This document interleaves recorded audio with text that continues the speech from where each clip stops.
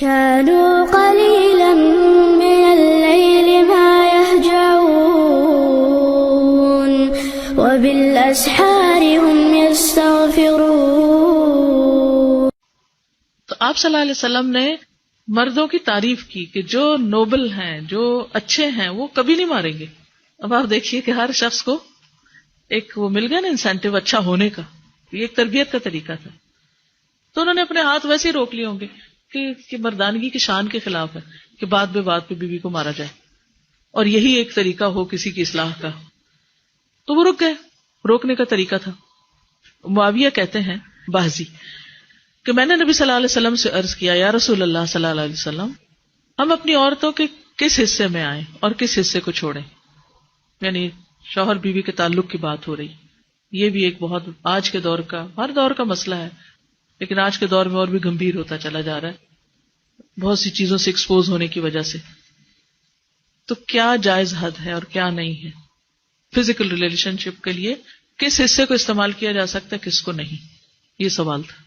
تو اس پر آپ صلی اللہ علیہ وسلم نے فرمایا، تمہاری بیوی تمہارا کھیت ہے، تم اپنے کھیت میں جہاں سے چاہو آؤ.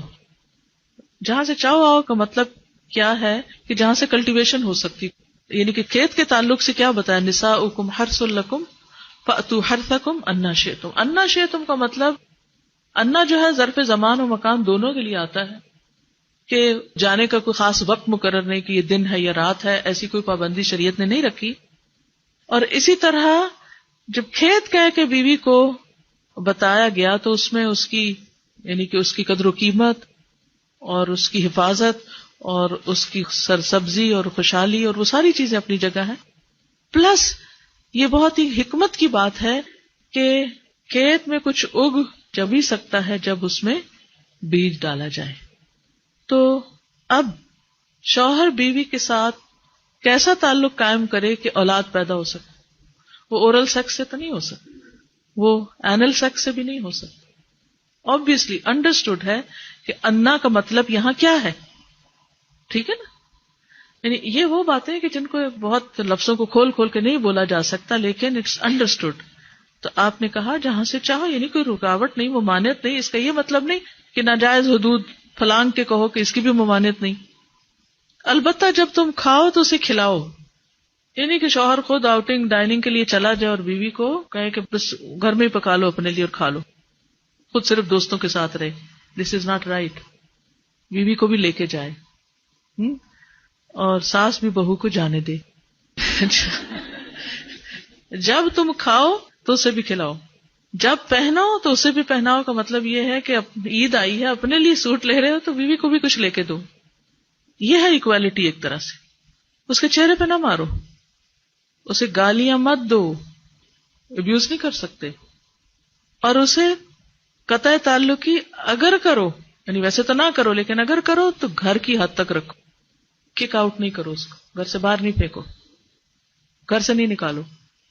کیونکہ بعض شوہر کہتے ہیں نا، فون پہ کہہ دیتے ہیں گھر چلی جاؤ ماں باپ کے، میں تب گھر میں داخل ہوں گا، آؤں گا ہی نہیں. یہ غلط ہے، ایسے نہیں کرنا چاہیے.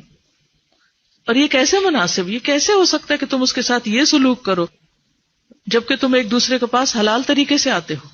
یعنی تمہارا ایک جائز تعلق ہے اور پھر تم اس تعلق کو اس طرح خراب کرو.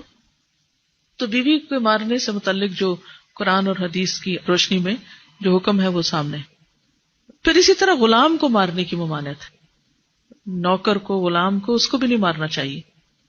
ابو مسعود بدری سے روایت ہے کہ میں اپنے غلام کو کوڑے کے ساتھ مار رہا تھا کہ میں نے اپنے پیچھے سے آواز سنی، اے ابو مسعود جان لو.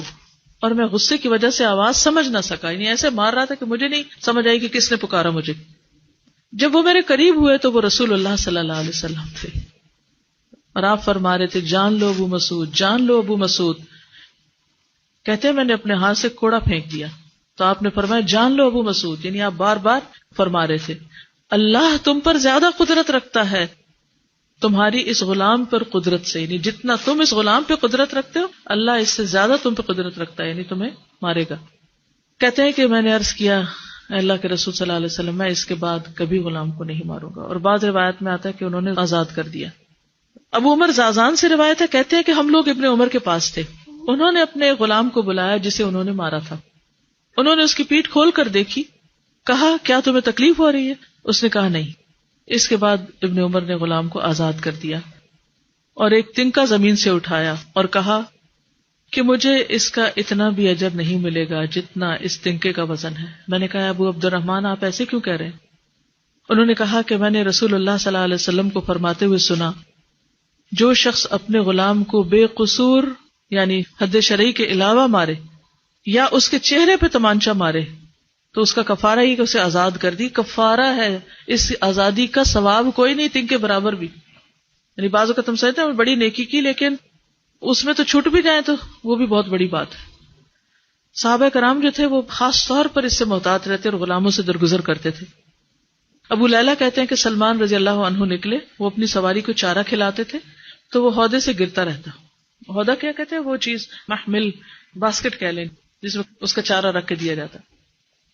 اس پر انہوں نے اپنے خادم سے کہا اگر مجھے قصاص کا خوف نہ ہوتا تو میں تمہاری پٹائی کرتا کہ تم نے ایسی چیز کیوں جانور کے آگے رکھی۔